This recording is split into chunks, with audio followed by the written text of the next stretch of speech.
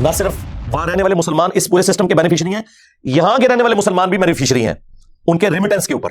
وہاں سے جو ڈالرز آتے ہیں, پاؤنڈز آتے ہیں. یہ الگ بات ہے کہ یہاں مولوی بیٹھ کے کہتا ہے کہ غیر مسلم ملکوں میں جانا, وہاں کی سکونت اختیار کرنا یہ حرام ہے, لیکن اس مولوی سے پوچھیں کہ تیری مسجد اور مدرسے کے جو چندے ہیں ان میں جو ڈالرز آ رہے ہیں ان کو بھی کبھی حرام ڈکلیئر کیا اور لینے سے انکار کیا ہے؟ تو اللہ کے فضل سے کبھی نہیں کیا. اور تیرے ہاتھ میں جو 76 موبائل ہے, وہ بڑے والا اسمارٹ فون جو اکثر تمہارے چاہنے والوں نے تمہیں گفٹ کیے ہوتے ہیں, کبھی ان سے بھی انکار کیا ہے؟ نہیں کیا. تو وہ جذباتی رویہ ہے. اور پھر اس سے بڑھ کر کے مسلم ملک کون سا ہے کہ جہاں لوگ ہجرت کر جائیں؟ مسلم ملک وہ ہوتا ہے کہ جس کے آئین میں صرف اسلام کا نام لکھا ہو, پریکٹیکلی ایک بجلی کا میٹر لگانے کے لیے بھی اسے ڈیمانڈ نوٹس سے 10 گنا بڑی رشوت دینی پڑے, وہ اسلامی ملک ہے. یعنی ہمارا ملک پاکستان ہے میرے عزیز ہم وطنوں, فرانس کے اندر بیٹھ کے گستاخانہ فلمز اور کارٹون کے اوپر کہہ رہے ہوتے ہیں کہ فرانس کی پروڈکٹس کا بائیکاٹ کریں, اور بیٹھے خود فرانس میں ہوتے ہیں. آؤ نا باہر سے واپس ادھر, ٹھیک ہے نا, پھر پتہ چلے گا. خود بینیفیشری ہو سسٹم کے, اور یہاں بیٹھ کے لوگوں کو کہہ رہے ہو کہ جا کے پاکستان کے بینکوں کو آگ لگا دو, پاکستان کی گاڑیوں کو آگ لگا دو. میں نے تو آج تک کوئی عاشق رسول نہیں دیکھا جو بسم اللہ الرحمن الرحیم پڑھ کے اپنے موٹر بائک کو آگ لگائے اور کہ لبیک یا رسول اللہ. لوگوں کی گاڑیاں, لوگوں کے موٹر سائیکل, لوگوں کی املاک, یہ کون سی اسلام کی خدمت ہو رہی ہے؟ اور یہی وہ چاہتے ہیں کہ آپ یہی کچھ کریں.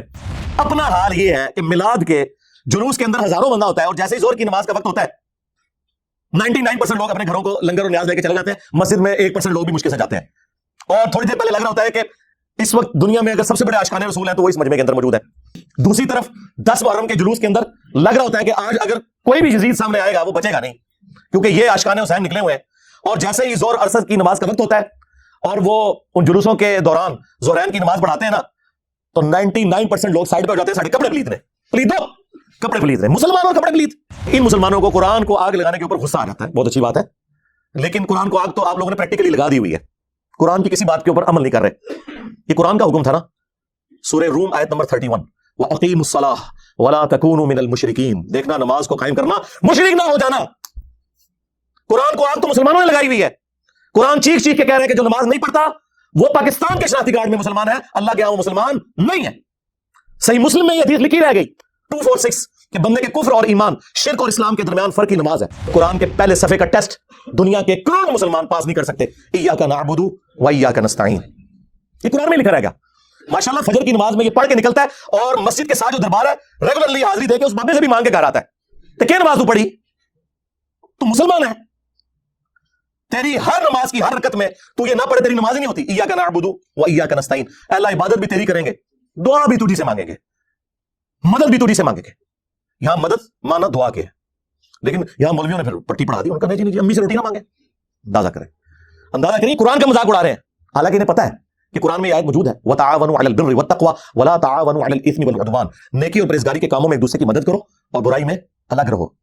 قرآن نے بتایا ہے کہ اللہ نے دنیا کو اسباب کے ساتھ جوڑا ہوا ہے. یہاں ایاک نستعین میں دعا کے اعتبار سے بتایا جا رہا تھا کہ غیر اللہ سے نہیں کرنی. ظاہری اسباب کا تو قرآن میں حکم ہے. قرآن کے ملینز آف کاپیز دنیا میں موجود ہیں, ملینز آف حافظ قرآن ہے. قرآن کو کوئی آگ نہیں لگا سکتا, دنیا سے ختم نہیں کر سکتا. اصل جو چور چھپا ہوا ہے نا وہ تیرے اندر چھپا ہوا ہے, جو یہ علماء ہے شیاطین, جنات اور انسانوں میں سے شیاطین, جو تمہیں یہ کہہ رہے قرآن کی ڈائریکٹ نہ پڑھنا گمراہ ہو جاؤ گے, اور تم کہتے ہو مفتی صاحب نے فرما دیا. سبحان اللہ. امام مالک فرماتے ہیں پھر امت زندہ کیوں ہے, پھر مر جائے ساری, پھر مر جائے ساری. پوری عالم اسلام اس وقت یا تو مر جائے, یا تو مر جائے سارا عالم اسلام, یا پھر حضور کی عزت پر پیرا دے. بس دو باتوں میں سے ایک بات ہے, بس یا سارا اکٹھا ہو کے مر جائے تو یا پھر فرانس کو جواب دے. میں نے کہا تھا بابا جی رک جاؤ, صبر کرو, تو آج کوئی اور شاید اللہ نے چھاڑ دیتی ہے. امت بار ہی مرے, پہلے تیرے بابے کیوں نہیں مر جاندے بابیا, جنہاں دی ڈیوٹیاں سن, غوث کتب ابدال, انہوں نے اپنے نبی کا کلمہ نہیں پڑھا ہوا, وہ کدھر مر گئے؟ جو کل تک اپنے مریدوں کو یوں دیکھ کے تو جلا کے راکھ کر دیتے تھے, آج اتنے بغیرت ہو گئے کہ وہ یوٹیوب سے ویڈیوز نہیں ڈیلیٹ کر سک رہے. لے جاؤ اپنے بابے, تو کسی کام نہیں نکلے. پہلے وہ مرن نا, امت تو بیچاری کچھ کر نہیں سکتی, بابوں کے پاس تو اتنے رائٹس ہیں. وہ بابا لبو جی ڈیوٹی ہے جتنے ہارڈ ڈسک پہ ہیں, اتنے جس غوث کی ڈیوٹی ہے وہ لبو کرا, اس میں 295 سیل ہوا گا. امت مر جائے, تیرے بابے نہ مر جائے, امت مر جائے. امت نو تے تسی مس گائیڈ کیتا ہے, شرک میں ڈبو دیا.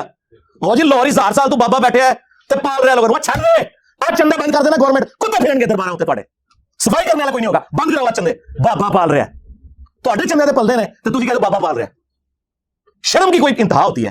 یہ لوگ بات کرتے ہیں کہ قرآن جل گیا تو پورے ملک کے اندر ہنگامے کھڑے کیے ہوئے ہیں. قرآن تم لوگوں نے چلایا ہے شرک پھیلا کے. وہ تو بیچارے شروع سے ہی بابوں کے مخالف ہیں, میں بابا نہیں, بہت سارے ہیں. تو پہلے بابیاں دا مخالف شیطان ہویا سی, او شیطان دے آپ بچیا تو بھی بابے دا ہی مخالف ہے. نکے نکے ٹوٹے چلا کے آپ دیکھو مجھے کیا کہتے ہیں. میں نے کہا ابتدا عشق ہے روتا ہے کیا, آگے آگے دیکھ تیرے ساتھ ہوتا ہے کیا. میں کہا جڑا بڑے بابے دا منکر جدو شیطان جڑا اج تک ساڈے بابے دا منکر ہے او کون ہے. اس واسطے یہ جو چورن بیچ رہے ہیں اس کا نہیں بکے گا. وہ جی مجھے دین سمجھ آیا ہے. میں کہا بیٹھا برف والے کارخانے سے بہت باہر نکل ہے. نبی پاک نے تار سے پتھر کھا دے ماما تم باہر گیا ہمارے بولتے نہیں نکلنا. تیرے پیو نے پتھر کھانے میں اور تیرے کو چنگا سے بابا کھا دے مریض بھی سینا. کمال والی بات ہے جناب. ایسے ہی بک بکانا شروع کیا باہر نکل بہت کمال ہے. تو اسلام کا کام نہیں کرنا صحیح دین بھلا پھر. چند لوگ آوارہ ذہن کے ان کی تسکین کا سبب ہو. اور تیرے تو پہلو بھی ایک ذکر نہ لے کے آیا سی جسائیاں انہوں مکا چھڑیا تے رہنا تو بھی نہیں. کمال والی گل ہے. تو باب تو کرے گا کی اوے ابا لبیا کرو جڑے دن تے لب جانا تینوں مسئلہ حل ہو جانا. تینوں ابا ہی نہیں لبن دے. ابا منہ لبے ہے تو نالی نہیں نکلا. تو نے اپنا ابا چھوڑ دیا. تمہارا ابا تو وہ تھا جسے قرآن میں تمہارا ابا ڈکلیئر کیا گیا تھا النبی اولا بالمؤمنین من انفسہم وازواجہ امہاتہم. کسی نے بغداد میں اپنا ابا بنا لیا, کسی نے اجمیر میں بنا لیا, کسی نے دیوبند میں بنا لیا, کسی نے بریلی میں بنا لیا. ابے تو تم لوگوں نے بدلے ہیں. ابا تو ایک تھا. اور تمہارے تو ایک ایک فرقے میں کتنے کتنے ابے ہیں. سنیوں میں 5 بڑے ابے بنا دیے تم نے, حنفی, شافعی, مالکی, حنبلی اور غیر مقلد کے نام کے اوپر. شیعہ میں کتنے ابے بنا دیے, زیدیہ, اثنا عشریہ, اسماعیلیہ. پھر سنیوں کے حنفیوں کے اندر کتنے ابے بنا دیے, بریلویہ, دیوبندیہ, حیاتیہ, مماتیہ. ابے تو تھوڑے نہیں اتنے ابے نے تھوڑے کے گنے نہیں جاندے. ابا ہی کسی ابا لب لے آیا سی. ہاں تم نے قرآن اور سنت کے نام کے اوپر عزت اویل کر کے اپنے بابوں کی تعلیمات لوگوں کو سکھائیں. تو دیکھ لو پچھلے 1200 سال میں جتنی عزت تم لوگوں نے اکٹھی کی تھی نا, اس سے زیادہ مٹی پلید ہوئی ہے ان 12 سالوں کے اندر. بخاری مسلم میں جو حدیث شفاعت ہے جو نبی اسلام ہماری شفاعت کریں گے انشاءاللہ, اس کے اینڈ پہ آتا ہے کہ نبی اسلام کہتے ہیں جب میں آخری دفعہ جہنم کی طرف جاؤں گا تو داروغ جہنم مالک علیہ السلام مجھ سے کہیں گے یا رسول اللہ اب آپ کا کوئی امتی بھی دوزخ میں باقی نہیں ہے سوائے اس کے جسے قرآن نے جنت میں جانے سے روک رکھا ہے. قرآن جب روک لے گا نا تو کوئی نہیں بچا سکتا. یہ ویسے شعر ہے, خدا کا پکڑا چھڑائے محمد کا پکڑا چھڑا کوئی نہیں سکتا. کتنا یہ ظلم کر رہے ہیں, اللہ اور رسول کا مقابلہ کروا رہے ہیں, نعوذ باللہ. اور بخاری مسلم میں لکھا ہے کہ یا رسول اللہ قرآن نے روک لیا ہے, اب آپ کی شفاعت بھی ان کے کام نہیں آئے گی جن کو قرآن نے جنت میں جانے سے روک لیا. اور قرآن نے کن کو روک لیا؟ انہ من یشرک باللہ فقد حرم اللہ علیہ الجنہ ومأواہ النار وما للظالمین من انصار. بے شک جو کوئی بھی اللہ کے ساتھ شرک کرے گا اللہ نے اس میں جنت حرام کر دی ہے, اس کا ٹھکانہ جہنم ہے, وہاں اس کا کوئی مددگار نہیں ہوگا. قرآن نے جنت حرام کر دی ہوئی ہے. حتیٰ کہ بخاری اور مسلم دونوں میں حدیث ہے اللہ نے ہر نبی کو ایک مقبول دعا دی تھی جو اس نے دنیا ہی میں کر لی, لیکن میں نے اپنی دعا چھپا کے رکھی ہے قیامت کے دن کے لیے, اور میری اس دعا سے میرے ہر امتی کو نفع پہنچے گا سوائے اس شخص کے کہ جس نے دنیا میں اللہ کے ساتھ کسی قسم کا شرک کیا ہوا. شرک is the most sensitive issue in the sight of Allah. میں نے یہ موقع غنیمت جانا کہ میں مسلمانوں کے دماغ کے اوپر سٹرائک کروں کہ خدا کے لیے قرآن کو جو آگ لگی اس پہ جو آپ سیکھ پا رہے ہیں سب سے بڑے تو دشمن آپ لوگ ہیں جو جزدان میں قرآن کو لپیٹ کے, اور دیکھیں جو مہنگے والے قرآن ہوتے ہیں ترجمے والے ان کے اوپر غلاف بھی چڑھا ہوتا ہے تاکہ تصور سے کہ میں اس کو اتنی دفعہ یوں کروں کھولے نہ وہ نہیں پڑھا رہے.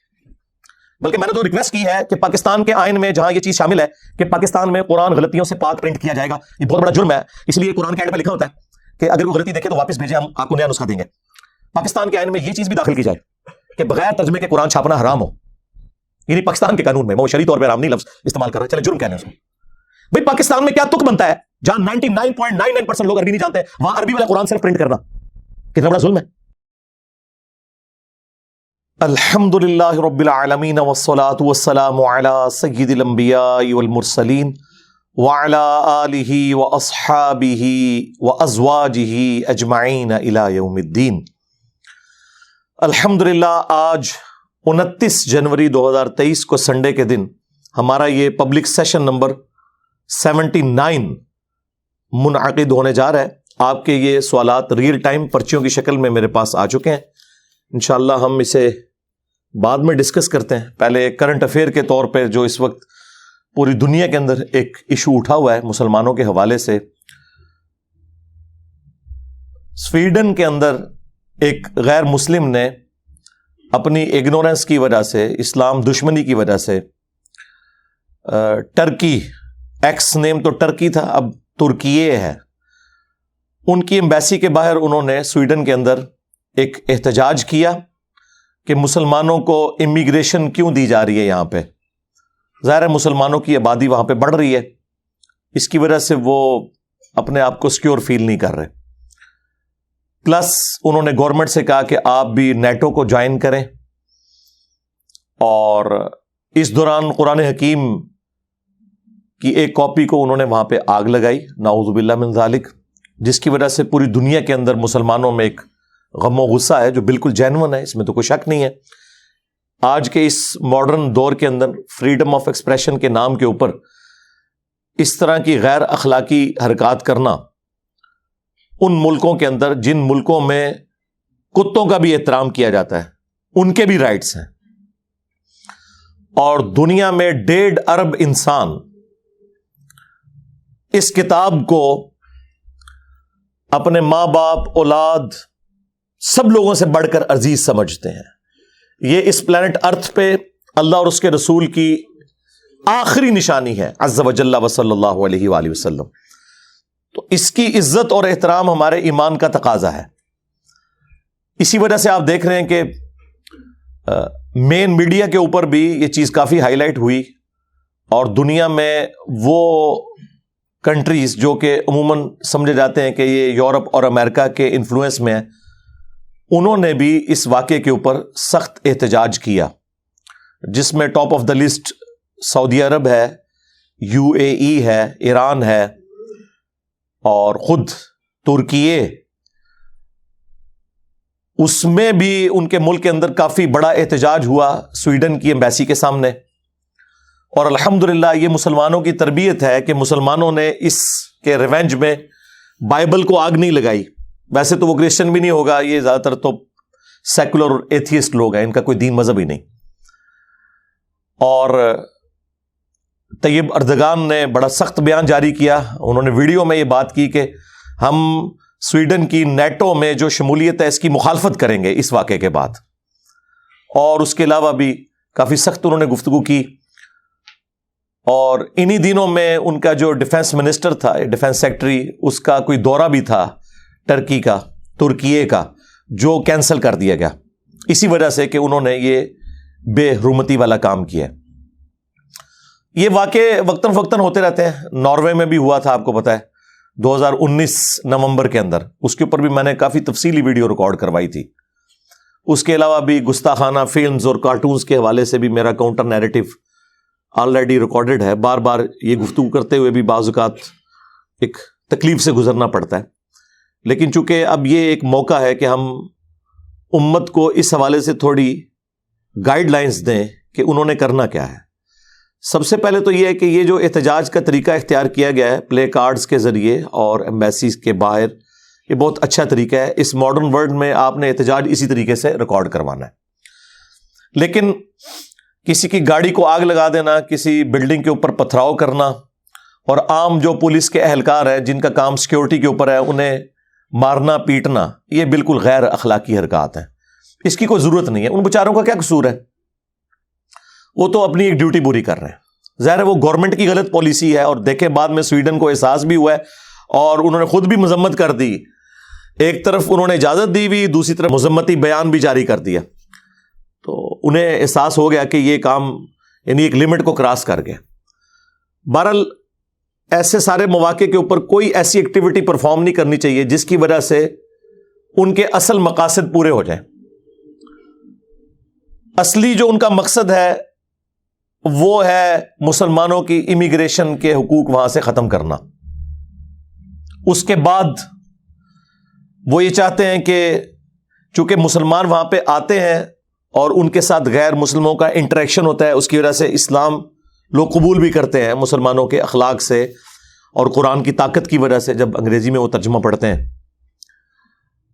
یہ ان کو ایک بڑا ایشو ہے, اور وہ یہ سمجھتے ہیں کہ کچھ عرصے بعد مسلمانوں کی تعداد یہاں پہ زیادہ ہو جائے گی. ٹرو ڈیموکریٹک ویلیوز کی وجہ سے کل کو مسلمانوں کی حکومت بھی آ سکتی ہے. اور میں نے کئی دفعہ عرض کیا ہے کہ Islam is the only practising religion on the face of ارتھ.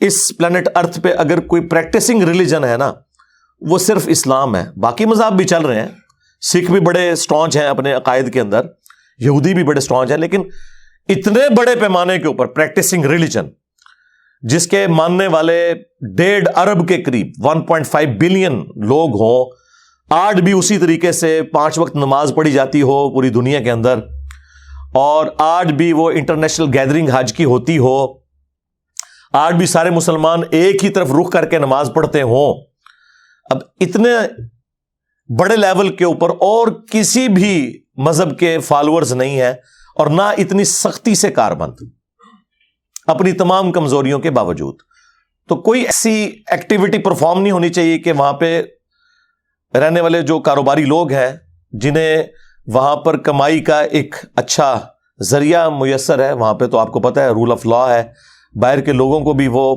پورے مواقع دیتے ہیں۔ نہ صرف وہاں رہنے والے مسلمان اس پورے سسٹم کے بینیفیشری ہیں، یہاں کے رہنے والے مسلمان بھی بینیفیشری ہیں ان کے ریمیٹنس کے اوپر، وہاں سے جو ڈالرز آتے ہیں، پاؤنڈز آتے ہیں۔ یہ علیحدہ بات ہے کہ یہاں مولوی بیٹھ کے کہتا ہے کہ غیر مسلم ملکوں میں جانا، وہاں کی سکونت اختیار کرنا یہ حرام ہے، لیکن اس مولوی سے پوچھیں کہ تیری مسجد اور مدرسے کے جو چندے ہیں ان میں جو ڈالرز آ رہے ہیں ان کو بھی کبھی حرام ڈکلیئر کیا اور لینے سے انکار کیا ہے؟ تو اللہ کے فضل سے کبھی نہیں کیا۔ اور تیرے ہاتھ میں جو 76 موبائل ہے، وہ بڑے والا سمارٹ فون جو اکثر تمہارے چاہنے والوں نے تمہیں گفٹ کیے ہوتے ہیں، کبھی ان سے بھی انکار کیا ہے؟ نہیں کیا۔ تو وہ جذباتی رویے ہیں۔ اور پھر اس سے بڑھ کر کے مسلم ملک کون سا ہے کہ جہاں لوگ ہجرت کر جائیں؟ مسلم ملک وہ ہوتا ہے کہ جس کے آئین میں صرف اسلام کا نام لکھا ہو، پریکٹیکلی ایک بجلی کا میٹر لگانے کے لیے بھی اسے ڈیمانڈ نوٹس سے 10 گنا بڑی رشوت دینی پڑے، وہ اسلامی ملک ہے۔ یعنی ہمارا ملک پاکستان، اے میرے عزیز ہم وطنوں، ہر معاملے میں آپ کو ٹیڑھے طریقے سے رشوت کے ذریعے چلنا پڑے، جہاں کی عدلیہ 20 سال تک انصاف نہ دے سکے، قیدیوں کے مرنے کے بعد یہ پتا چلے کہ وہ بے گناہ تھے، وہ اسلامی ملک ہیں۔ یعنی کہ پاکستان یا وہ اسلامی ملک ہیں کہ جہاں پہ فریڈم آف ایکسپریشن ہے، اور وہاں پہ تمام مذاہب کے لوگ آزادی کے ساتھ امن کی زندگی گزار رہے ہیں۔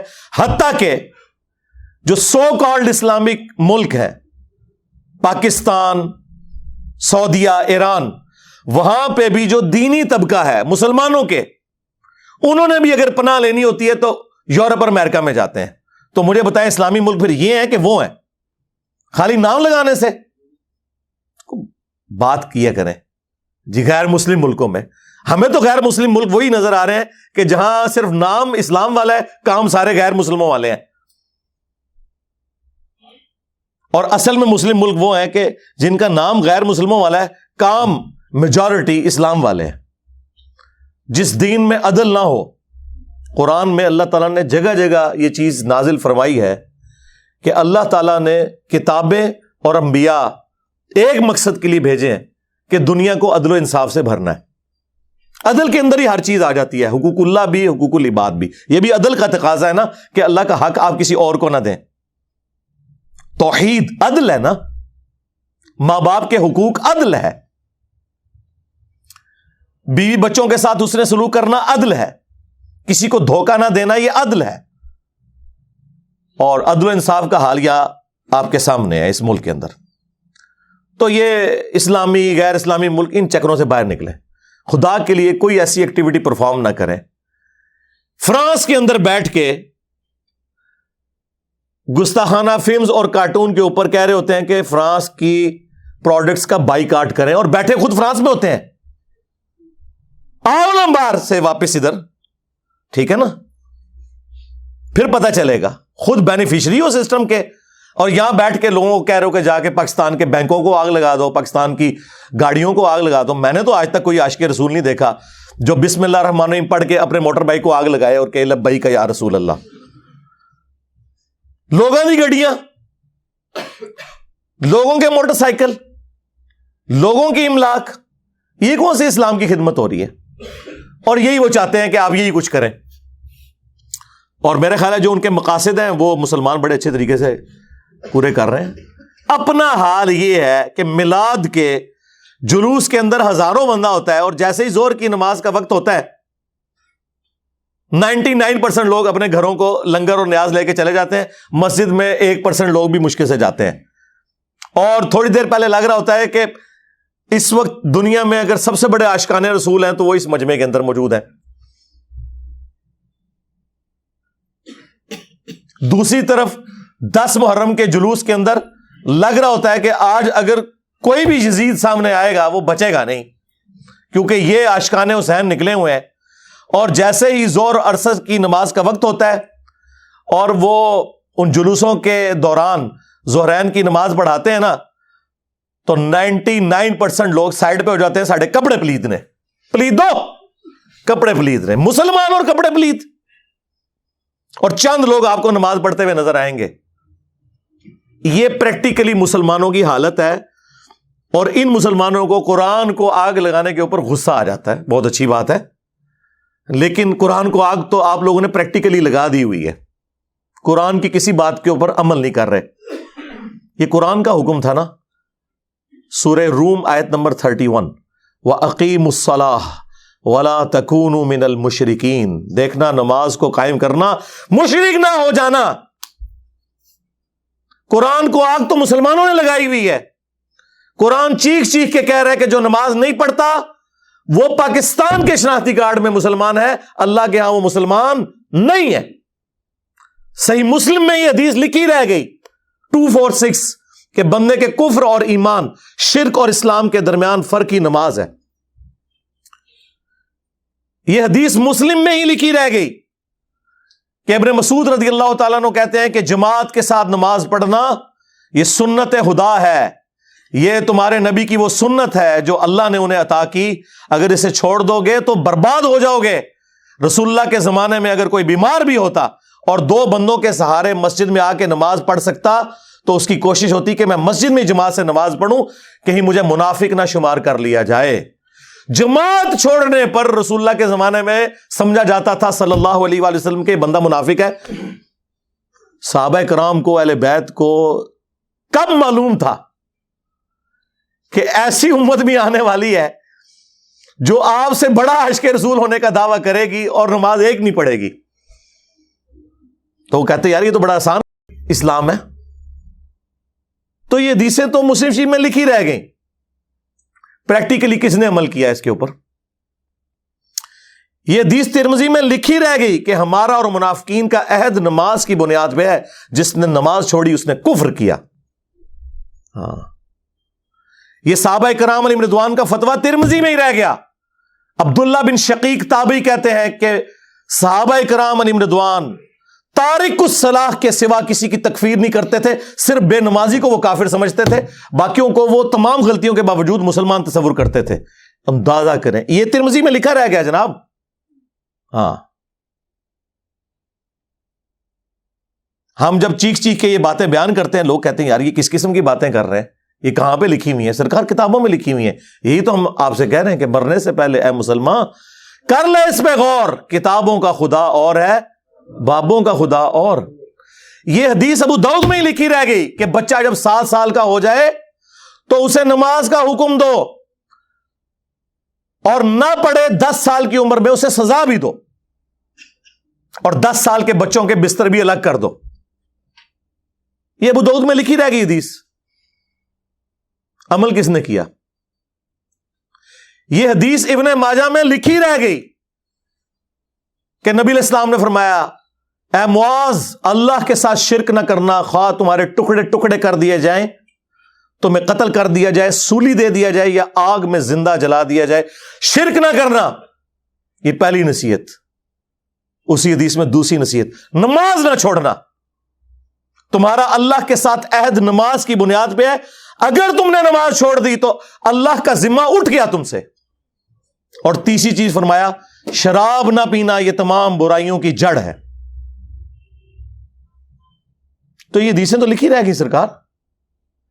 یہ حدیث مسند احمد میں ہی لکھی رہ گئی کہ نبی علیہ السلام نے فرمایا کہ نماز قیامت کے دن نمازی کے لیے دلیل, نجات اور نور ہوگی, اور جو نماز نہیں پڑھتا قیامت کے دن نہ اس کے لیے کوئی دلیل ہوگی اللہ کے حضور بچنے کی, نہ نجات اور نہ کوئی روشنی, نور جو پولیس رات سے گزرنے کے لیے قرآن میں آیا نا وہ نور. اور پھر نبی علیہ السلام نے فرمایا کہ بے نمازی کا حشر, اسی حدیث میں آتا ہے فرعون، قارون اور حامان اور امیہ ابن خلف کے ساتھ ہوگا. ہاں جی، کچھ بھی ہے تیرے محبوب کی امت سے ہے.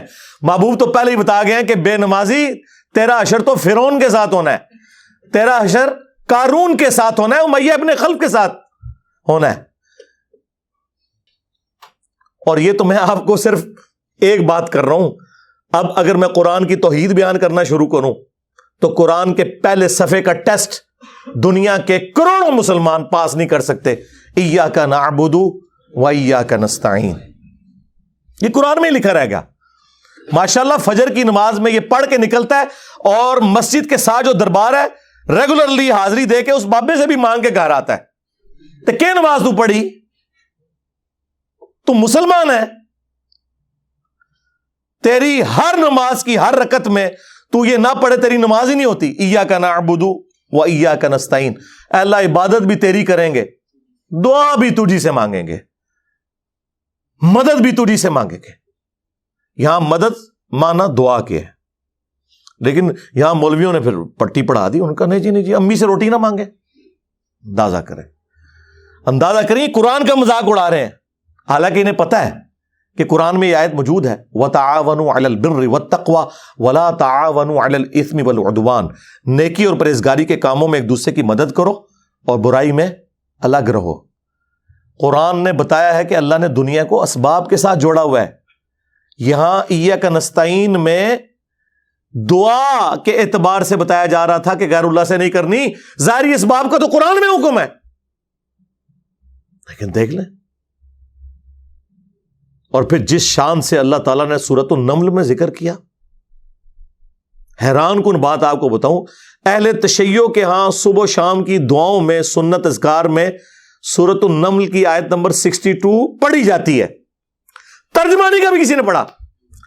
اور ہمارے جن اسٹوڈنٹس نے پڑھا جو شیعہ مکتب سے تعلق رکھتے تھے، کیونکہ میں نے اس آیت کو اتنی دفعہ کوٹ کیا، انہوں نے کہا ہم تو یہ صبح شام پڑھتے ہیں. ترجمہ پڑھا تو انہوں نے کہا یار یہ آیت پڑھ کے بھی سب سے زیادہ شرک ہم کر رہے تھے، کیونکہ اس آیت کے اندر کیا لکھا ہے؟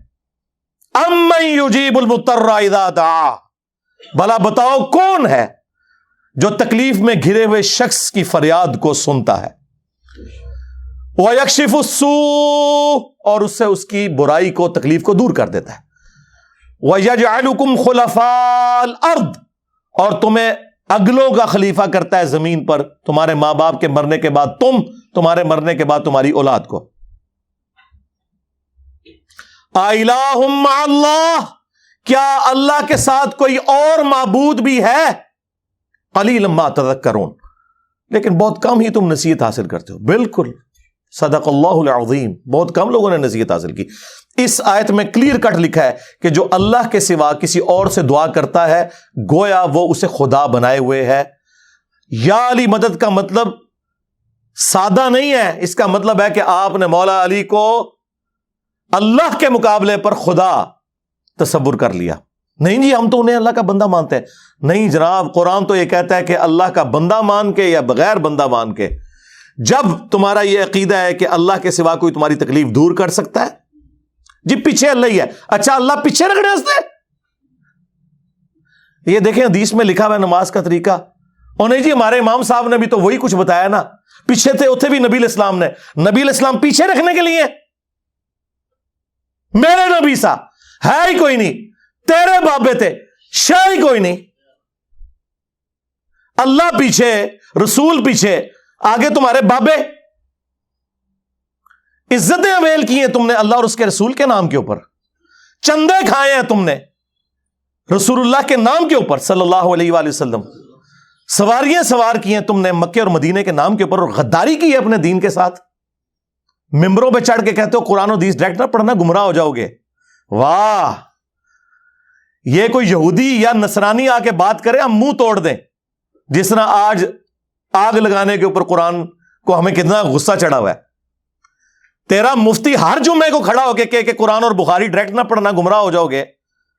آگ تو یہ لگا رہا ہے، وہ آگ تو ایک دن تھی، اس سے کوئی فرق نہیں پڑا. قرآن کے ملینز آف کاپیز دنیا میں موجود ہیں، ملینز آف حافظ قرآن ہے. قرآن کو کوئی آگ نہیں لگا سکتا، دنیا سے ختم نہیں کر سکتا. اصل جو چور چھپا ہوا ہے نا وہ تیرے اندر چھپا ہوا ہے. جو یہ علماء ہے شیاطین जिन्नात और इंसानों में से शयातीन, जो तुम्हें ये कह रहे हैं कुरान डायरेक्ट ना पढ़ना गुमराह हो जाओगे, और तुम कहते हो मुफ्ती साहब ने फरमा दिया। सुभान अल्लाह। दुनिया में अगर कोई मुफ्ती साहब लंबी दाढ़ी और पगड़ी और हाथ में तस्बीह के साथ आपको कोई 2 नंबर चीज दे दें, आप एक इस्त्री खरीदने के लिए जाएं अपने कपड़े करने के लिए, और उस पर जाली मोहर लगा के वो बंदा आपको वो इस्त्री दे दे, और आपको बाद में पता चल जाए इसने धोखा किया है, तो आप क्या कहेंगे? मुफ्ती साहब ने फरमा दिया इस्त्री शरीफ। आप गुस्से में भरे हुए जाएंगे और कहेंगे कि तू दाढ़ी रख के बेईमानी कर रहा है, कहेंगे ना।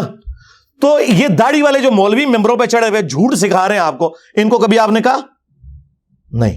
आप फर्क देख लें, जहां आपकी दुनिया का नुकसान होता है ना आपको मुफ्ती की दाढ़ी नजर आती है, हो सकता है आप जाके आग लगा दें उसकी दाढ़ी कोई, लेकिन जहां आपका दीन का नुकसान हो रहा है आप कहते हैं मुफ्ती साहब ने फरमा दिया। वहां लाख चीखते रहे कि यार ये मुफ्ती साहब आपको अपने बाबों का दीन बता रहे हैं, किताबों में दीन कुछ और लिखा हुआ है, टस से मस नहीं होते। तो ये कुरान की तौहीद का टेस्ट नहीं थे पास कर रहे।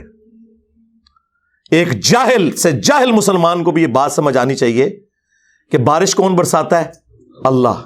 ड्यूटी किसकी है? फरिश्तों की। क्या हम बारिश फरिश्तों से मांगेंगे या अल्लाह से? तो बात खत्म हो गई। जी ड्यूटियां लाइया ने जी बाबियां दियां, और छड़ दे ड्यूटियां लाइया ने। किधर मर गए हो बाबे कि आज हजारों एकड़ के ऊपर यूट्यूब की जो हार्ड डिस्क रखी हुई है उनके ऊपर रसूलुल्लाह के खिलाफ गुस्ताखाना वीडियोस रखी हुई है। बाबे किधर मर गए? निगाह मार के क्यों नहीं डिलीट करवाते? ओए बाबा जी कहा करते थे ना जी उम्मत मर जाए, इमाम मालिक फरमाते ने कि हुजूर दी गुस्ताखियां हो रही ने और उम्मत जिंदा है, बदला नहीं लेंदी। इमाम मालिक फरमाते सन फिर उम्मत जिंदा क्यों है? फिर मर जाए सारी, फिर मर जाए सारी।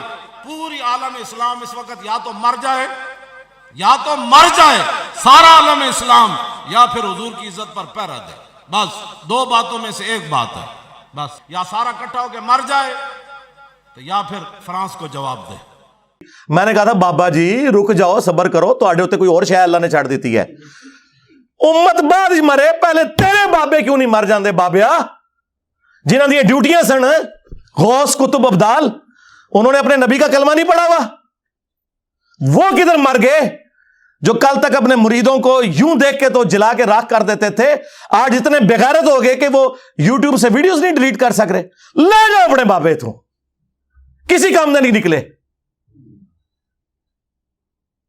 पहले वो मरन ना, उम्मत तो बेचारी कुछ कर नहीं सकती, बाबों के पास तो इतने राइट्स हैं। ओ बाबा लबो जिहदी ड्यूटी है उत्थे जिथे हार्ड डिस्क पई ने, उत्थे जिस गोश्त की ड्यूटी है उन्होंने लभो जरा, उस ते मैं 295 सील आवांगा। उम्मत मर जाए, तेरे बाबे ना मर जाए, उम्मत मर जाए। उम्मत नूं ते तुसी मिसगाइड कीता है, शिरक में डबो दिया। ओ जी लाहौर 1000 साल तू बाबा बैठे है ते पाल रहा लोगों नूं, छड्ड दे। आज चंदे बंद कर देना गवर्नमेंट, कुत्ते फिरनगे दरबारां उत्ते तुहाडे, सफाई करने वाला कोई नहीं होगा। बंद कराओ आज चंदे, बाबा पाल रहा है। तुहाडे चंदे ते पलदे ने ते तुसीं कहदे बाबा पाल रहा है। शर्म की कोई इंतहा होती है।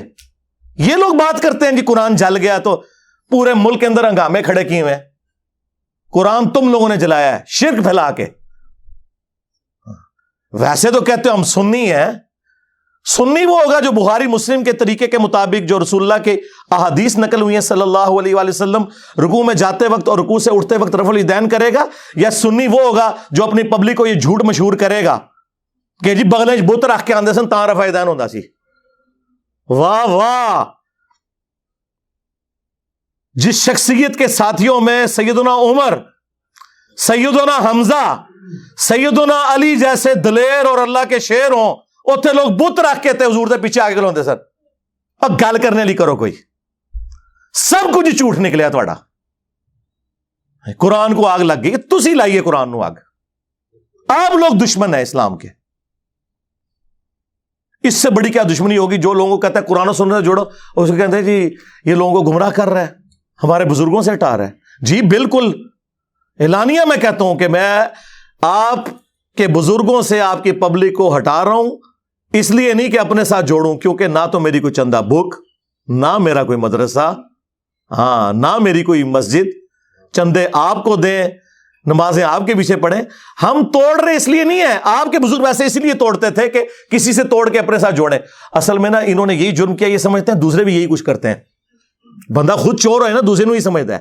یہ آپ صحیح کہہ رہے ہیں, یہ ایسے ہی ہوتا رہا ہے. لیکن آج جو شخص آپ پہ اللہ تعالیٰ نے مسلط کیا ہے نا, یہ شخص آپ کے بزرگوں سے توڑ کے اپنے ساتھ نہیں جوڑ رہا, یہ اس کے ساتھ جوڑ رہا ہے جس کی قبر مدینے میں ہے. صلی اللہ علیہ وآلہ وسلم.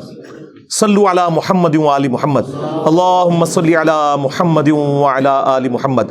النبی اولا بالمؤمنین من انفسہم وازواجہ امہاتہم. یہ نبی مومنین کی جانوں سے بڑھ کے ان پہ حق رکھتے ہیں, اور نبی کی بیویاں امت کی مائیں ہیں, اور نبی امت کے روحانی باپ. ہم تو اس شخصیت کے ساتھ جوڑ رہے ہیں جی, تنو اپنا ابا نہیں لبدا. وہ تو بیچارے شروع سے ہی بابوں کے مخالف ہیں. میں بابا نہیں بہت سارے ہیں, تو پہلے بابیاں دا مخالف شیطان ہویا سی. او شیطان دے آپ بچیا, تو بھی بابے دا ہی مخالف ہے.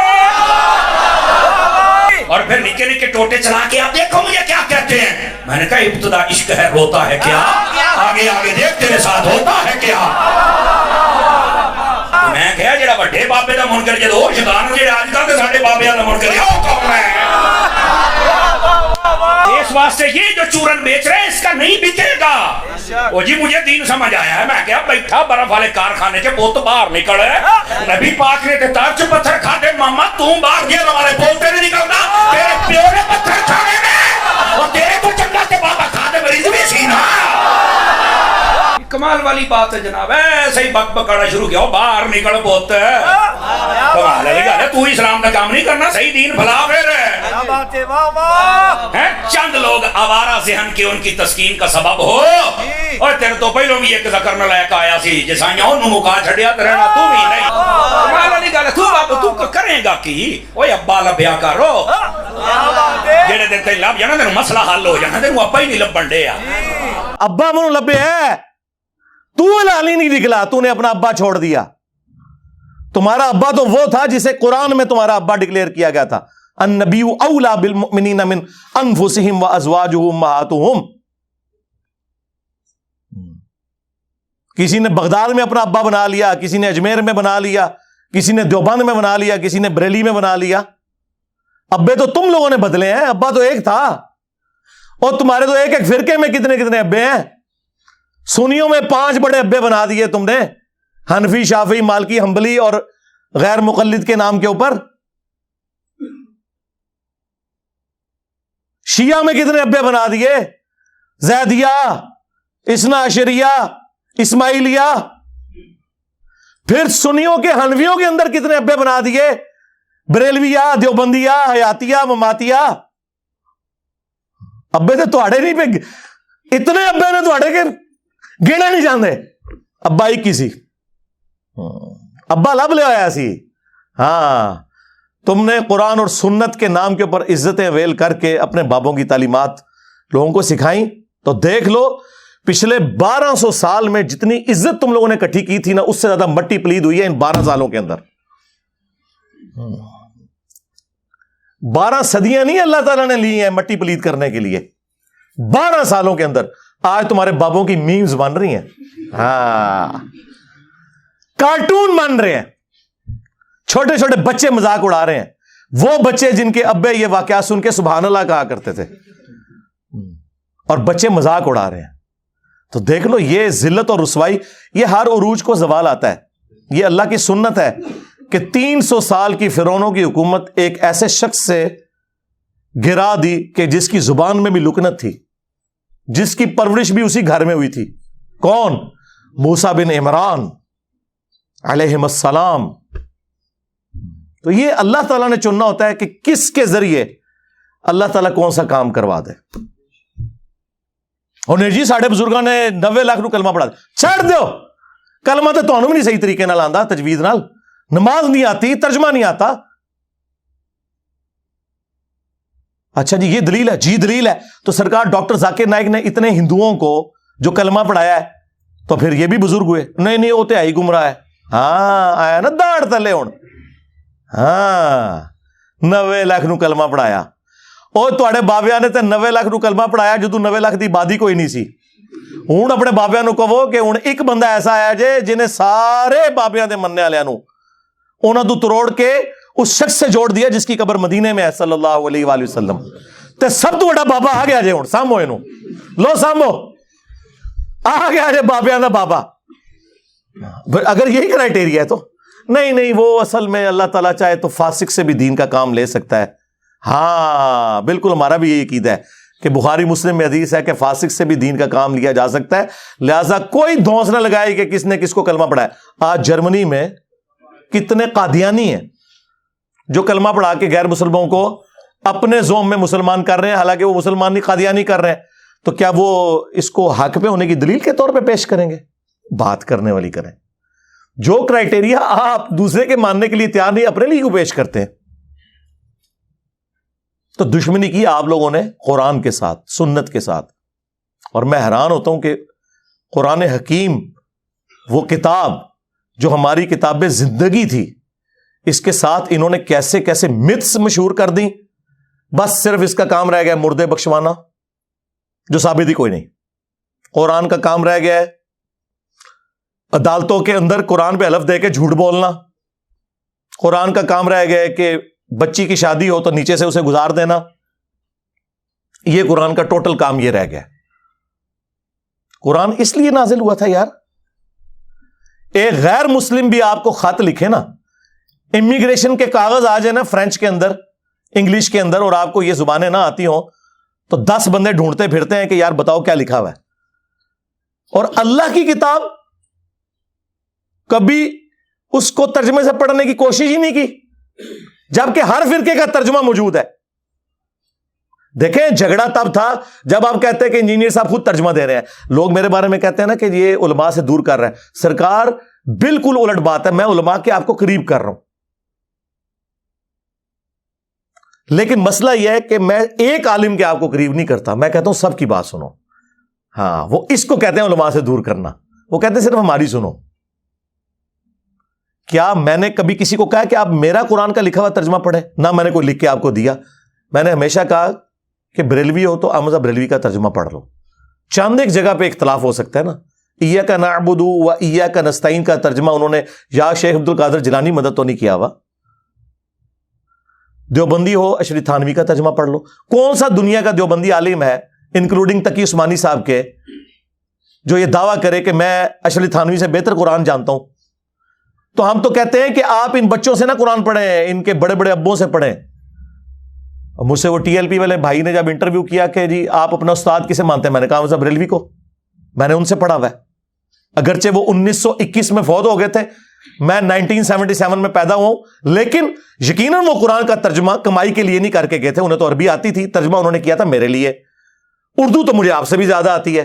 جس طرح صحابہ کرام کو لکھنا پڑھنا نہیں آتا تھا لیکن ان کی زبان میں قرآن نازل ہوا تو انہیں ڈائریکٹ سمجھ آتا تھا. خیر میں نے تو بعد میں عربی بھی سیکھ لی ہے، عربی نہ بھی سیکھوں یا کوئی نہ بھی سیکھے، اردو زبان میں جب کر دیا تو ہم تو ڈائریکٹ احمد بریلوی سے ترجمہ پڑھ رہے ہیں، ہم ڈائریکٹ اشری تھانوی سے پڑھ رہے ہیں، ہم ڈائریکٹ جوناگڑھی سے پڑھ رہے ہیں، ہم شیعہ کے سید فرمان شاہ سے ترجمہ پڑھ رہے ہیں ڈائریکٹ. تو یہ شاہی کوئی نہیں. اور یہ آپ خود مانیں گے کہ آپ شاہی کوئی نہیں اپنے بڑے بابوں کے مقابلے پہ. تو یہ ترجمے انہوں نے کمائیوں کے لیے کیے تھے، یہ تو کوئی نہیں کہے گا کمائی کے لیے کیے. تو اس لیے کیے تھے کہ پبلک کو پتا چلے قرآن میں کیا لکھا ہوا ہے. وہ آپ پڑھنے نہیں دے رہے. ہمارے ایک شیعہ دوست ہیں عالم دین، ماشاءاللہ بہت اچھا کام کر رہے ہیں. ان کا ایک جملہ گولڈن جملہ ہے. انہوں نے کہا کہ آج کوئی غیر مسلم آ کے آپ سے یہ کہے کہ میں مسلمان ہونا چاہتا ہوں یا ابھی ہوا ہوں، مجھے بتائیں میں نے اسلام کو اسٹڈی کرنا ہے کہ اسلام کی مجھ سے کیا ریکوائرمنٹ ہے، میرا خدا مجھ سے کیا چاہتا ہے، میرا اللہ مجھ سے کیا ڈیمانڈ کرتا ہے، تو آپ اسے کون سی کتاب پڑھنے کے لیے دیں گے؟ تو ساروں کا جواب یہ ہوگا جی قرآن پڑھنے کے لیے دیں گے. اور آگے سے وہ گورا یہ پوچھ لے کہ بھائی آپ نے بھی اسی قرآن کو پڑھ کے اپنے عقیدے صحیح کیے تھے؟ ہاں تو منہ اڑ کے بیٹھ جاؤ گے. اس کا جواب یہ نہیں ہوگا کہ میں نے، میرے پرکھے جو بھی کسی نے نہیں قرآن ترجمے نال پڑھا ایسی اللہ دے فضل نال جدوں انہوں نے کلمہ پڑھیا ہوں تک کسی نے قرآن ترجمے نال نہیں سی پڑھیا. اس کی وجہ میں آپ کو بتا دیتا ہوں، قرآن کا ترجمہ بمشکل 200-250 سال پہلے کیا ہے شاہ ولی اللہ دہلوی نے فارسی میں، اور اس وقت بھی کوئی پرنٹنگ پریس وغیرہ نہیں تھے، وہ چند لوگوں تک ہی پہنچا. ایکچولی اگر آپ دیکھیں تو ان 15-20 سالوں میں زیادہ ہوا ہے کہ سافٹ ویئر بنے عام بندوں کے ہاتھ میں ہے، ورنہ ترجمہ قرآن تو آپ کو مسجدوں میں نہیں ملتا تھا. او حافظ قرآن نے نہ ترجمہ پڑھا ہو تو اور کس نے پڑھنا ہے؟ حافظ بن کے نکلتے ہیں، حافظ نہیں حافظ.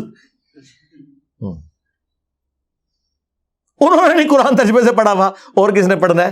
اور جس کے ماں باپ نے امید لگائی ہے کہ انہیں سانو لے جانا ہے کتے جتھے آپ جانا سی. ہاں تراوی کے دنوں میں تھوڑی تھوڑی داڑھی بڑھا لیں گے تو جس طرح جناب عید آئے گی تو او پہ عید ہے داڑھی. اور کس لیے؟ پیسے کمانے کے لیے. مفت کون بنا دے تراویاں؟ ٹھیکے تو ہوں نے. ہاں یہ قرآن کے ساتھ آپ لوگ کر رہے ہیں. اور قرآن کیا کہہ رہا ہے؟ وَأُوحِيَ إِلَيَّ هَذَا الْقُرْآنُ لِأُنذِرَكُم بِهِ وَمَن بَلَغَ. اے نبی تم فرماؤ قرآن مجھے اللہ نے اس لیے وحی کیا تاکہ اس قرآن کے ذریعے میں تمہیں بھی تبلیغ کر دوں، اور جس تک یہ قرآن پہنچ جائے اس قرآن کے ذریعے تبلیغ کرے. قرآن تو یہ کہہ رہا ہے. قرآن تو کہہ رہا ہے وَلَقَدْ يَسَّرْنَا الْقُرْآنَ لِلذِّكْرِ فَهَلْ مِن مُدَّكِرٍ. ہم نے قرآن کو سمجھنے کے لیے آسان کر دیا، ہے کوئی نصیحت حاصل کرنے والا؟ قرآن تو یہ کہہ رہا ہے. قرآن تو کہہ رہا ہے فذکر بالقرآن من یخاف وعید. اے نبی قرآن کے ذریعے تبلیغ کریں ہر اس شخص کو جو اللہ کی دھمکی سے ڈرتا ہے. قرآن تو یہ کہہ رہا ہے.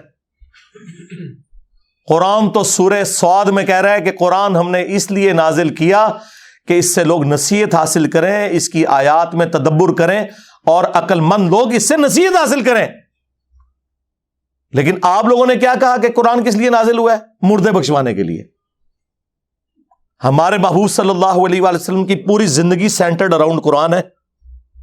آپ کا انسٹرومنٹ آف دعوت قرآن ہے. وَأُوحِيَ إِلَيَّ هَذَا الْقُرْآنُ لِأُنذِرَكُم بِهِ وَمَن بَلَغَ. اے نبی تم فرماؤ قرآن مجھے اس لیے وحی کیا گیا تاکہ اس قرآن کے ذریعے میں تم تک بات پہنچاؤں جس تک بھی پہنچے. اور وہ دیکھیں کیسی پہنچائی ہے. صحیح مسلم میں یہ حدیث ہے، نبی علیہ السلام نے حجت الوداع کے موقع پر فرمایا تھا میں تم میں ایک چیز ایسی چھوڑ کے جا رہا ہوں جسے پکڑ لوگے کبھی گمراہ نہیں ہوگے، وہ اللہ کی کتاب ہے. اچھا حجت الوداع کا جو خطبہ مسلم شریف میں آیا نا اس میں صرف قرآن کا ذکر ہے، حدیث سنت کا ذکر نہیں ہے. کیونکہ سنت کو ماننا قرآن ہی کو تو ماننا ہے. قرآن نے نہیں کہا ہے نا من یطع الرسول فقد اطاع اللہ. جس نے رسول اللہ کی اطاعت کی اس نے اللہ کی اطاعت کی. ٹھیک ہے ایک حسن درجے کی روایت ہے حاکم کے اندر، قرآن اور سنت دو چیزیں، لیکن حجت الوداع کا جو خطبہ مسلم شریف میں آیا اس میں صرف قرآن کا ذکر ہے. لیکن وہ لکھی رہ گئی مسلم میں حدیث. یہ حدیث مسلم شریف میں ہی لکھی رہ گئی کہ اللہ تعالیٰ اس قرآن کی وجہ سے قوموں کو عروج دے گا اور زوال دے گا. وہ زمانے میں معزز تھے مسلمان ہو کر اور تم خوار ہوئے تارک قرآن ہو کر. یہ مسلم شریف میں حدیث لکھی رہ گئی جی. یہ مسلم میں ہی لکھی رہ گئی حدیث. القرآن حجت لک او علیک. قرآن قیامت کے دن یا تو تیرے حق میں گواہی دے گا یا تیرے خلاف گواہی دے گا جی. اور وہ خلاف جو گواہی ہے وہ قرآن میں آ گئی ہے. وہ صرف قرآن نہیں، صاحب قرآن بھی. سورہ فرقان آیت نمبر 30 وقال الرسول یا رب ان قوم اتخذوا هذا القرآن مہجورا. اور رسول اللہ قیامت کے دن شکایت کریں گے کہ اے اللہ میری قوم نے قرآن کو پیٹھ کے پیچھے ڈال دیا تھا. ہاں ہمیں شفاعت رسول کا بتایا گیا جو برحق ہے. عسیٰ ان یبعثک ربک مقاما محمودا. کوئی شک نہیں. اللہم اجعلنا منہم. اللہ تعالیٰ ہمیں ان میں کرے جن کو رسول اللہ کی شفاعت نصیب ہوگی صلی اللہ علیہ وآلہ وسلم. لیکن یہ تلخ پہلو ہے کہ نبی علیہ السلام نے شکایت بھی لگانی ہے. جس کی شکایت لگ رہی ہوگی وہ شفاعت کس منہ سے کروائے گا؟ ہم کہہ رہے ہیں جو کچھ بھی ہے تیرے محبوب کی امت سے ہیں، اور محبوب پہلے ہی کہہ رہے ہیں کہ میں نے شکایت لگانی ہے جس نے قرآن کو چھوڑ دیا. محبوب تو رو رہے ہیں اس بات کے اوپر. بخاری اور مسلم دونوں میں حدیث ہے. عبداللہ ابن مسعود رضی اللہ تعالیٰ عنہ کہتے ہیں ایک دن نبی علیہ السلام ممبر پہ چڑھے اور میں آڈینس میں نیچے بیٹھا ہوا تھا. تو رسول اللہ نے کہا عبداللہ ہمارے قریب آؤ. میں قریب گیا، کہا عبداللہ ہمیں قرآن سناؤ. ان کا یا رسول اللہ قرآن تو آپ پہ نازل ہوا ہے. آپ نے فرمایا کہ مجھے دوسروں سے سن کے لطف آتا ہے. تو عبداللہ ابن مسعود کہتے ہیں کہ میں قرآن حکیم پڑھنا شروع کیا اور سورہ نساء کی میں نے تلاوت شروع کی. آپ شوق دیکھیں کہ سورہ نساء شروع کی انہوں نے 40 آیات پڑھ دی. نبی علیہ السلام ممبر پہ بیٹھے ہوئے ہیں اور وہ نیچے قرآن تلاوت کر رہے ہیں اور حضور اس کا لطف اٹھا رہے ہیں. اور جب آیت نمبر 41 پہ پہنچے نا, فَكَيْفَ إِذَا جِئْنَا مِن كُلِّ أُمَّةٍ بِشَهِيدٍ, وہ کیسا دردناک وقت ہوگا قیامت کا کہ جب ہم ہر امت میں سے ایک گواہ کو, اس امت کے پیغمبر کو اٹھائیں گے. کس لیے؟ کہ بتائے کہ اس نے دعوت کا کام کیا تو اس کے اگینسٹ اس کی امت نے کیسا رسپانس کیا. وَجِئْنَا بِكَ عَلَىٰ هَٰؤُلَاءِ شَهِيدًا, اور اے محبوب صلی اللہ علیہ وآلہ وسلم ہم آپ کو گواہ بنا کر اٹھائیں گے ان کے اوپر جن میں آپ کو مبعوث کیا گیا. بس یہ آیت سننی تھی. امت تو کہتی ہے جو کچھ بھی ہے محبوب کی امت سے ہے, اور محبوب کیا فرما رہے ہیں؟ عبداللہ بس کرو, عبداللہ بس کرو. کہتے ہیں میں نے نگاہ اٹھا کے حضور کی طرف دیکھا تو آپ کی دونوں آنکھوں سے زارو قطار آنسو جاری تھے کہ مجھے اپنی امت کے خلاف قرآن کی اس آیت کے تحت گواہی دینی پڑے گی. حضور اس لیے رو رہے ہیں کہ مجھے گواہی دینی پڑے گی کہ میری امت نے قرآن کو چھوڑ دیا, میرے دین کو پس پش ڈال دیا, اور امت امید لگائی بیٹھی ہے حضور نے شفاعت کرنی ہے. آپ دیکھیں کتنا فرق ہے. بخاری مسلم دونوں میں حدیث ہے, نبی علیہ السلام نے فرمایا جو لوگ زکوٰۃ نہیں ادا کرتے اپنے مال کی, کان کھول کر سن لو, ایسا نہ ہو کہ قیامت والے دن کسی کی گردن پہ اس کی وہ بکری سوار ہو جو بکریوں کا ریوڑ اس نے رکھا ہوا ہے اور اس نے اس کی زکوٰۃ نہیں دی, اور وہ مجھے پکار رہا ہو اغثنی یا رسول اللہ, یا رسول اللہ میری مدد کیجئے, میں تمہارے کچھ کام نہیں آؤں گا, میں نے جو کچھ بتانا تھا دنیا میں تمہیں بتا دیا. آپ حیران ہوں گے, میٹرک میں جب میں پڑھتا تھا 1992 میں, تو بریلویوں کی ایک جماعت تھی انجمن طلباء اسلام ATI, ان کا جو بیج ہوتا تھا نا اس پہ لکھا ہوتا تھا اغیثنی یا رسول اللہ. وہ سیدھا بھی ہوتا تھا, گول بھی ہوتا تھا, گرین کلر کا اور گولڈن رنگ کا, اغیثنی یا رسول اللہ. کاش اس کے نیچے بخاری اور مسلم کی اس حدیث کا نمبر لکھا ہوتا جس کے اندر یہ جملہ آیا ہے. ہم تو اس کو لیتے تھے یا رسول اللہ ہماری مدد کرے, لیکن یہ جملہ تو نبی علیہ السلام نے امت کے لیے ٹونٹ کے طور پہ بولا ہوا ہے کہ تم تو مدد مانگو گے, میں نے تمہارے کام نہیں آنا. کیوں؟ اس حدیث میں الفاظ ہے میں نے تمہیں دنیا میں بتا دیا تھا, کہیں ایسا نہ ہو کہ کسی کی گردن پہ اس کی گائے سوار ہو جس کی اس نے زکوٰۃ نہیں دی, جب وہ گائے 40 کے عدد کو پہنچے, یعنی عام گائے کی زکوٰۃ نہیں ہے, اور وہ چیخیں مارتا ہوا کہ اغثنی یا رسول اللہ, یا رسول اللہ میری مدد کرے, میں نے تمہیں دنیا میں اللہ کا پیغام پہنچا دیا تھا, میں تمہارے کچھ کام نہیں آؤں گا. پھر نبی علیہ السلام نے اونٹ کا سوار ہونے کا ذکر کیا, تو اندازہ کریں اللہ کے نبی علیہ السلام نے اپنی امت کو ایک ایک تفصیل کھول کر بیان کر دی ہے, کوئی قسم نہیں چھوڑی, کھول کھول کر باتیں بیان کر دی ہیں, کسی کو وہم بھی باقی نہ رہے. پھر بھی امت کو خیال نہ آئے تو الگ بات. پھر حجۃ الوداع سے جو واپسی پہ نبی علیہ السلام نے غدیر کا خطبہ دیا ہے, غدیر خم کا, صحیح مسلم میں ہی اوپر تلے 4 احادیث ہیں 6225 سے 6228 تک. اے لوگو آگاہ ہو جاؤ, میں بھی ایک انسان ہوں, قریب ہے کہ اللہ کا قاصد یعنی موت کا فرشتہ میرے پاس آئے اور میں اس کی دعوت قبول کر لوں.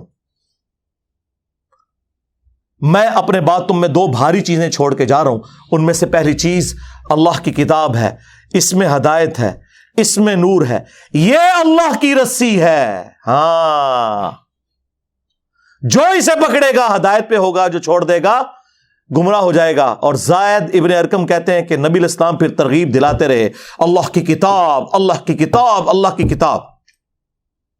جو قرآن میں آیا تھا نا وَاعْتَصِمُوا بِحَبْلِ اللَّهِ جَمِيعًا وَلَا تَفَرَّقُوا, اللہ کی رسی کو مضبوطی سے پکڑ لو, فرقوں میں مت بٹو. وہ قرآن ہے غدیر خم کی حدیث میں. اس کو وائس ورثہ بھی کر لو کہ جو قرآن کو نہیں پکڑے گا وہ فرقوں میں بٹ جائے گا, کیونکہ کامن بانڈ اللہ نے بتا دیا, اللہ کی رسی کو پکڑ لو اور فرقوں میں مت بٹو. اس کا کیا مطلب ہے کہ جو نہیں پکڑے گا فرقوں میں بٹ جائے گا, اور وہ ہو گیا. اور فرمایا دوسری بھاری چیز میرے اہل البیت ہیں, میں اپنے اہل البیت کے معاملے میں تمہیں اللہ کا خوف دلاتا ہوں, یعنی میری وفات کے بعد ان کے ساتھ حسن سلوک کرنا. یہ 3 دفعہ آپ نے جملہ بولا.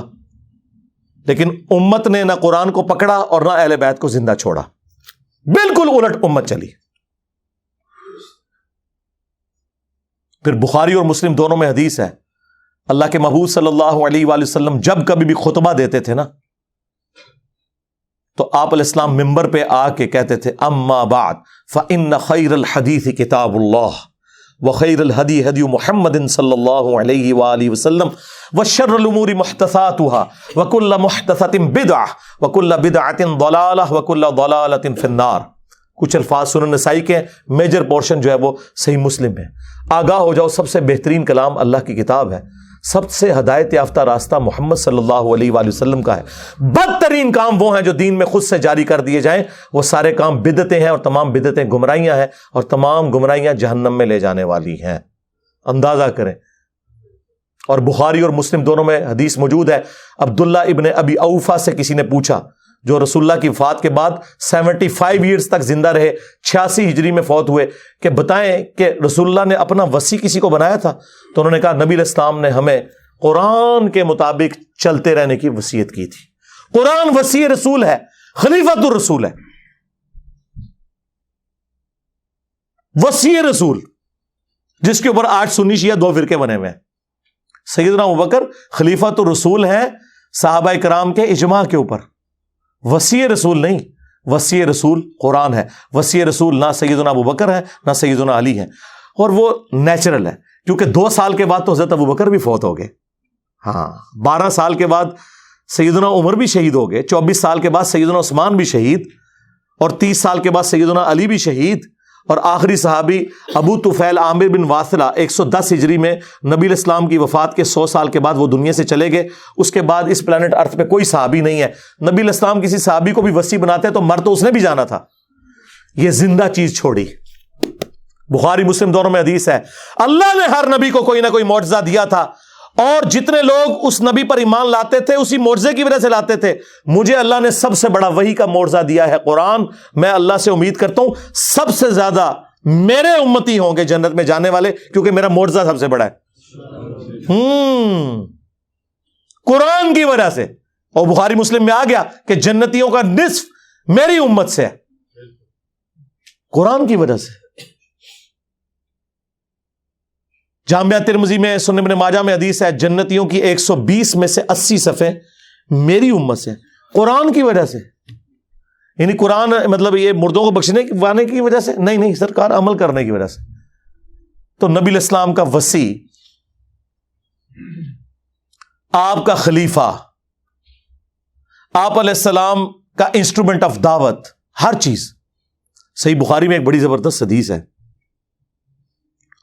جو میں نے ہی ایک دفعہ اپنے ممبر سے بیان کی ہے، ادروائز وہ حدیث آپ نے کبھی سنی نہیں ہوگی، کیونکہ اس کے ساتھ 295C جڑی ہوئی ہے۔ صحیح بخاری میں ایک چیپٹر ہے کتاب الاعتصام بالکتاب والسنہ، قرآن و سنت کو مضبوطی سے پکڑنا۔ اس چیپٹر میں امام بخاری ایک حدیث لے کے آئے ہیں کہ جب حضرت ابوبکر کی بیعت کی گئی نا، تو دوسرے دن حضرت ابوبکر صدیق رضی اللہ تعالیٰ عنہ آڈینس سے خطاب کرنے کے لیے مسجد نبوی میں آئے، تو ان کے خطاب کرنے سے پہلے حضرت عمر ممبر پہ چڑھے، جس طرح آج کل بھی اسٹیج سیکرٹری کے طور پہ، اور کمال کا خطبہ دیا۔ 2 جملوں کا خطبہ ہے، وہ بخاری میں آیا، لیکن مولوی نہیں آپ کو بتائے گا۔ جن کو بتانا چاہیے وہ بھی ڈرتے ہیں بتاتے ہوئے، جن کو نہیں بتانا چاہیے وہ تو نہیں بتائیں گے۔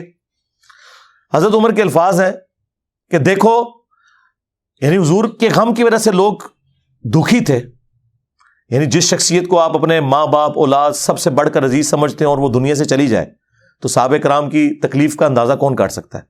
تو سیدنا عمر نے کہا کہ دیکھو، اللہ نے اپنے نبی کے لیے وہ پسند کیا جو اللہ کے پاس تھا، وہ اس سے بہتر تھا جو دنیا میں ہے۔ وَلَلْآخِرَةُ خَيْرٌ لَكَ مِنَ الْأُولَىٰ، اے نبی تمہارا ہر آنے والا لمحہ گزرے ہوئے سے بہتر ہوگا۔ کیوں؟ وَرَفَعْنَا لَكَ ذِكْرَكَ، ہم نے آپ کے لیے آپ کا ذکر بلند کر دیا۔ دنیا میں کوئی لمحہ ایسا نہیں ہے کہ اللہ کے ساتھ رسول اللہ کا نام نہ بولا جاتا ہو اذان کے اندر، اللہم صلی علی محمد وعلی آل محمد۔ تو حضرت عمر کے الفاظ ہیں کہ اللہ تعالیٰ نے وہ پسند کیا جو تمہارے نبی کے لیے بہتر تھا، لیکن اللہ نے تمہارے لیے تمہارے نبی کے جانے کے بعد وہ کتاب چھوڑ دی ہے جس کتاب کے ذریعے اس نے اپنے نبی کو ہدایت دی تھی. اب یہ بڑا خطرناک جملہ تھا, خطرناک جملہ تھا, خطرناک سے بھی اگلا ورژن. تم بھی اس کتاب کو پکڑو گے تو ہدایت پہ قائم رہو گے. اور پھر اس جملے کو ریپیٹ کیا, اس کتاب کو کہ جس کتاب کو تمہارے نبی کی ہدایت کا ذریعہ بنایا. اچھا, اس کا یہ مطلب نہیں نعوذ باللہ کوئی رسول اللہ گمراہ تھے, نہیں. قرآن میں واضح آیت ہے, ما ضل صاحبکم وما غوا, تمہارے نبی نہ کبھی بہکے ہیں نہ کبھی بہرا چلے ہیں. یہاں پہ بھی ضلہ کا لفظ آیا ہے. یہ کیا ہے جو قرآن حکیم میں اللہ تعالیٰ نے فرمایا ووجدک ضالا فہدی, اے نبی ہم نے آپ کو اپنی محبت میں خود رفتہ پایا اور ہدایت کے بلند ترین مرتبے پر پہنچا دیا. ضال کا مطلب گمراہی بھی ہوتا ہے, ضال کا مطلب کسی کی محبت میں ڈوبنا بھی ہوتا ہے. ان ابانا لفی ضلال مبین, حضرت یعقوب کے بیٹوں نے جو خود صحابی تھے اپنے باپ کے بارے میں کیا کہا تھا کہ ہمارے ابا جان تو یوسف کی محبت میں ڈوب چکے ہیں. اب وہاں ترجمہ آپ فی ضلال مبین کا یہ تو نہیں کرتے کہ ہمارے ابا گمراہ ہو چکے ہیں, وہ تو کافر ہو جاتے, اپنے پیغمبر ابے کو کہتے تو نہیں. ووجدک ضالا فہدی, احمد بریلوی نے بالکل صحیح ترجمہ کیا, مولانا مودودی نے بھی صحیح ترجمہ کیا. اپنی محبت میں خود رفتہ پایا اور ہدایت کے اعلیٰ منزل کو پہنچا دیا. یہی مضمون سورہ شورى میں بھی ہے کہ ہم نے اس قرآن کے ذریعے اے نبی آپ کو اس اعلیٰ درجے پر پہنچایا. ما کنت تدری ما الکتاب ولا الایمان, اس قرآن کے نزول سے پہلے آپ نہ کتاب جانتے تھے نہ ایمان کی تفصیلات, بلکہ اللہ نے اس کو ہدایت اور نور کا ذریعہ بنایا. وَإِنَّكَ لَتَهْدِي إِلَىٰ صِرَاطٍ مُسْتَقِيمٍ, اور نبی بے شک اب آپ بھی لوگوں کو ہدایت کی طرف بلاتے ہیں. تو نبی علیہ السلام, وہ میں بتا رہا تھا خطبہ کیوں نہیں لوگ بیان کرتے تھے, اس میں جو حضرت عمر کا جملہ ہے نا کہ اللہ نے اس کتاب کے ذریعے تمہارے نبی کو ہدایت دی, تو اب اس کے لوگ ڈرتے تھے یار یہ تو کہیں گے نبی کو گمراہ مان رہے ہیں. بھائی تم ایکسپلین کرو, ہم نے بھی کر دیا. یہ کبھی بھی خطبہ بیان نہیں ہوا, اور یہ خطبہ صحیح بخاری میں لکھا ہوا ہے. حضرت عمر فاروق رضی اللہ تعالیٰ عنہ نے حضرت ابوبکر کی خلافت اسٹیبلش ہونے کے دوسرے دن خطبہ دیا. کمال کا خطبہ ہے. اور قرآن اتنا سٹرونگ ہے اس حوالے سے کہ بخاری مسلم میں جو حدیث شفاعت ہے, جو نبی علیہ السلام ہماری شفاعت کریں گے انشاءاللہ, اس کے اینڈ پہ آتا ہے کہ نبی علیہ السلام کہتے ہیں جب میں آخری دفعہ جہنم کی طرف جاؤں گا تو داروغہ جہنم مالک علیہ السلام مجھ سے کہیں گے یا رسول اللہ اب آپ کا کوئی امتی بھی دوزخ میں باقی نہیں ہے سوائے اس کے جسے قرآن نے جنت میں جانے سے روک رکھا ہے. قرآن جب روک لے گا نا تو کوئی نہیں بچا سکتا. یہ ویسے شعر ہے, خدا کا پکڑا چھڑائے محمد, محمد کا پکڑا چھڑا کوئی نہیں سکتا. کتنا یہ ظلم کر رہے ہیں, اللہ اور رسول کا مقابلہ کروا رہے ہیں, نعوذ باللہ. اور بخاری مسلم میں لکھا ہے کہ یا رسول اللہ قرآن نے روک لیا ہے, اب آپ کی شفاعت بھی ان کے کام نہیں آئے گی جن کو قرآن نے جنت میں جانے سے روک لیا. اور قرآن نے کن کو روک لیا؟ انہ من یشرک باللہ فقد حرم اللہ علیہ الجنہ ومأواہ النار وما للظالمین من انصار, بے شک جو کوئی بھی اللہ کے ساتھ شرک کرے گا اللہ نے اس پہ جنت حرام کر دی ہے, اس کا ٹھکانہ جہنم ہے, وہاں اس کا کوئی مددگار نہیں ہوگا. قرآن نے جنت حرام کر دی ہوئی ہے. حتیٰ کہ بخاری اور مسلم دونوں میں حدیث ہے اللہ نے ہر نبی کو ایک مقبول دعا دی تھی جو اس نے دنیا ہی میں کر لی, لیکن میں نے اپنی دعا چھپا کے رکھی ہے قیامت کے دن کے لیے, اور میری اس دعا سے میرے ہر امتی کو نفع پہنچے گا سوائے اس شخص کے کہ جس نے دنیا میں اللہ کے ساتھ کسی قسم کا شرک کیا ہوا. شرک is the most sensitive issue in the sight of Allah. اور شرک اور نماز یہ دو سینسٹیو ٹاپکس ہیں.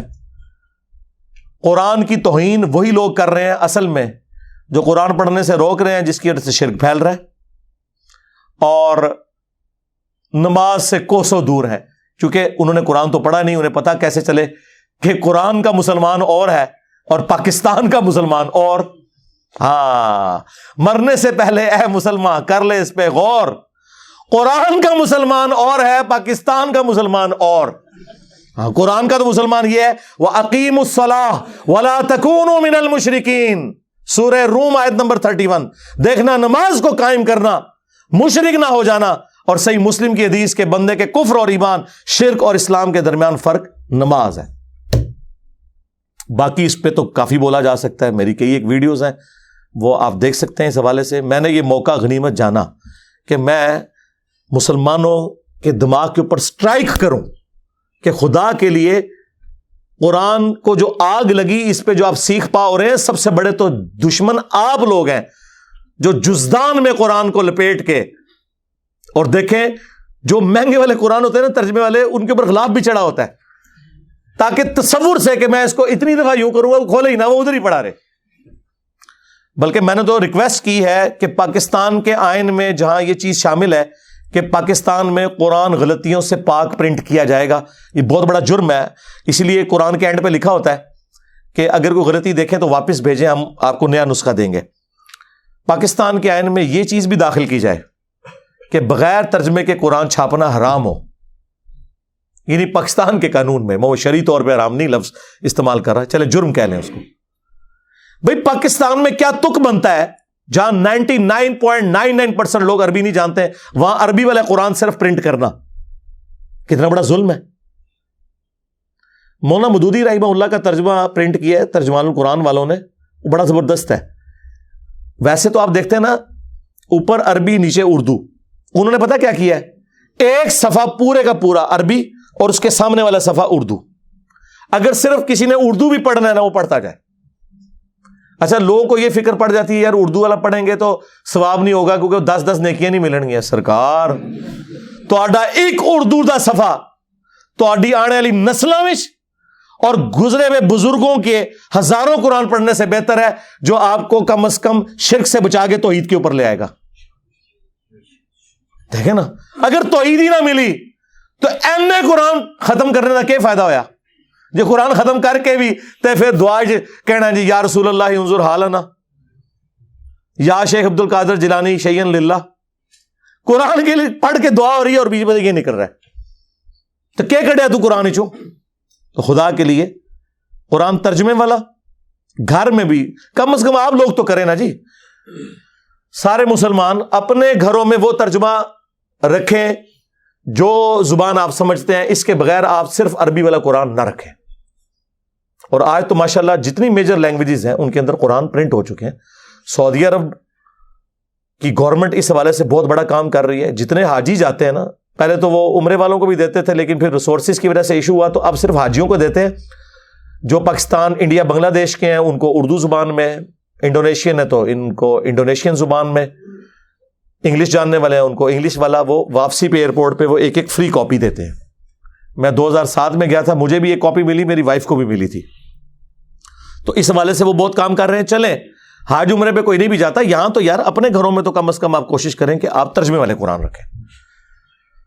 صلو علی محمد وآل محمد، اللہم صلی علی محمد وعلی آل محمد واصحاب محمد وازواج محمد وامت محمد اجمعین الی یوم الدین، آمین.